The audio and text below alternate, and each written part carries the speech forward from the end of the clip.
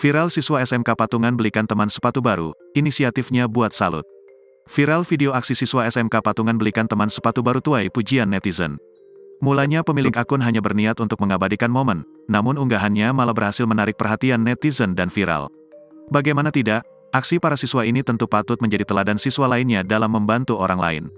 Dalam video memperlihatkan kondisi sepatu teman sekelasnya yang usang. Terlebih salah satu sisinya berlubang, dan alasnya juga telah koyak. Mengetahui hal itu, salah satu anak kelas pun menyarankan untuk membelikan sepatu baru dengan cara patungan. Sehingga, mereka pun mulai patungan seikhlasnya, setiap besaran uang tersebut masuk ke dalam catatan agar nantinya mudah untuk menjumlahkannya. Setelah seluruh uang terkumpul, siswa SMK itu pun membelikan temannya sepatu baru dengan kombinasi warna hitam dan putih.